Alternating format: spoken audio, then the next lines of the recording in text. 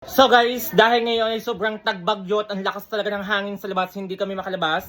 Kaya naman ngayon, nag-crave ako sa pork steak at hindi ko alam na maalam pala ako magluto dahil nga ako nanonood sa video ngayon.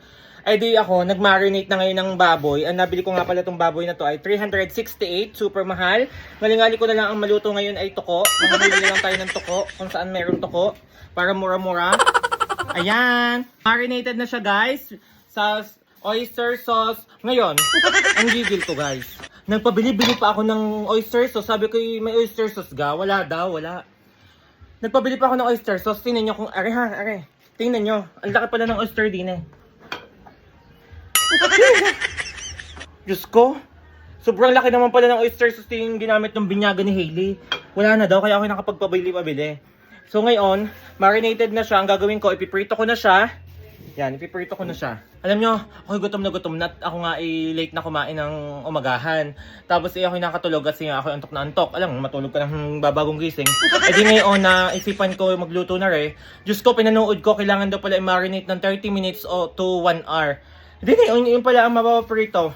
Itatarak ng mata ko maya-maya. Maya-maya itatarak na ang mata. So ngayon, habang ako nagpiprito ng aking baboy, napagtanto ko na ako pala ay kakulay na ng aming dingding. Diyos ko. Ayan. Kakulay na pala ako ng dingding namin. Tsaka ngayon, may ano nga pala ako, may snacks dito. Wow! Ito lagi ang aming super na kami. Healthy na kami kasi lagi kami may gantong saging. Malalaki pa yung aming mga daliri sa paa. So, let's go guys. Update ko kayo kapag naiprito ko na yung baboy. Siyempre, i-update ko sa inyo ang aking mga anak. Yes, ito po ang aking mga anak. Hi! Ano yung munta? Ito ang panganay. Ito ang bunso. Ito po ang yaya. Yaya po namin. So ngayon guys, magpiprito na tayo. Ako'y adwa sa bahay namin.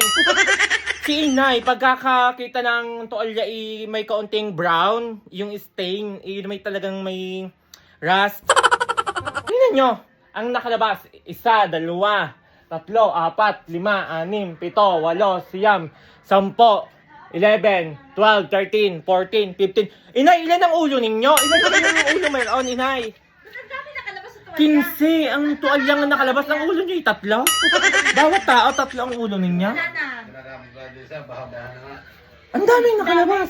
Ako'y takang-taka guys, ako'y takang-taka. Bakit ito tigi-tigisan naman ang ulong ipinagkaloob ng Diyos? But ito kung mag-tuwalya 15 ang nakalabas, wala namang tagapaglaba at bawal naman siyang paglabahin at hindi ko na nga siya pinaglalaba at gawa ng baka mapagod na naman. Bago ka na rin nakalabas na tuwalya 15, daig pa ang ulo ng bawat isa din sa aming bahay ay 3, tigpa-3. Hindi ko na maunawaan. Pinagahit ko ng sibuyas si Jabana. Sabi ko, gayanin mo yung mga nasa restaurant na bilog-bilog na onion kasi nga magpo-pork steak ako. Tingnan nyo. Natunaw at ang dahilan sa akin gato daw ang sibuyas daw gato at pag daw kanyang pag daw kanyang ginayat nanlalagas. Magaling po ang nagagato. Guys, baka sabihin niyo ang dumi ng aming sangkalan. Talagang gayon na bahid yung mga kulay ng luya, kulay ng sibuyas na violet, kung ano-anong nahawa doon, hindi yun madumi. Kahit pa as-isin yun ng as-isin, hindi natatanggal ang dumi doon. Ngayon guys, ayan, magluluto na ako. Alam mo yung parang aburrido ka? Aburrido. Nari pala magprito na rin guys. Kung hindi ka lalay lintos ang mukha mo. Tingnan nyo nga pag nilagay ko ang baboy. Diyan. So, tingnan nyo. Matete-tanong kayo. Pag nagluto kayo, di na yung matete-tanong kayo. At ay bunong-buhay pa si mamay at si nanay. Hindi na napalta ng burner. Hindi naman binili kong bagong burner. Dalawa pa. Sira ng malaon. Hindi ko alam kung bakit anong sira noon.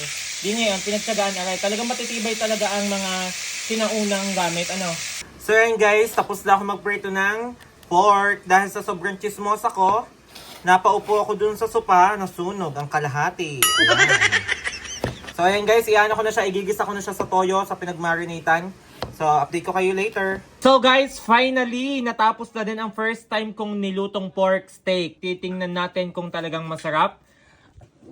Meron nga pala akong na-arky lang magbabalot dito at ipapatikin natin sa kanya ang luto. Tikman mo muna doon. Nasaan? Aling buntis. Nasaan? Doon bunso, sa kawali. Tikman mo muna, Nay. Pinanariyo mo na. Sarap. Halatang plastic na eh. Huwag mag-plastikan sa anak. Talagang masarap, bebe. Oh, isang tipak Sa takot hindi na ako magluto sa susunod eh. Masarap daw eh. Walang hiya ang babalutan. Ang laki ah. Guys, luto Manghihingi ako na. ng ulam. Tikman mo. Ano kayong lasa na rin? Wow! Wow! Siyempre! Ano nilagay mo? So yan, dalawa na po ang nasarapan sa atin. Ayan, kaya naman sa mga o-order dyan, pre-order tayo. Hanggang Bulacan po ay abot, hanggang Nueva Ecija. So, dito ko natatapusin ang video ko at ako'y kakain na. So, bye-bye guys. Bahala na kayo kung kay natataka magluto din kayo. Let's go! Dahil sa sobrang sarap ng akin niluto, nagbaon si Kersha. Kersha, ang tasay! Babalik mo!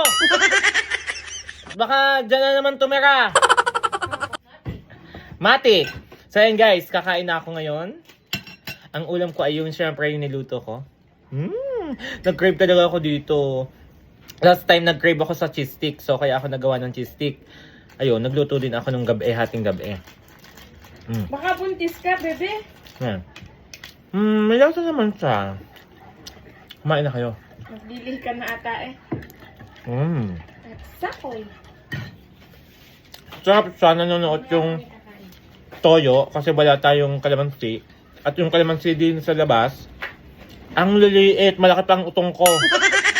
Kung hindi ka pa nakapollow sa account ko, mag-follow ka na para madami ka pang mapanood na video. Bye!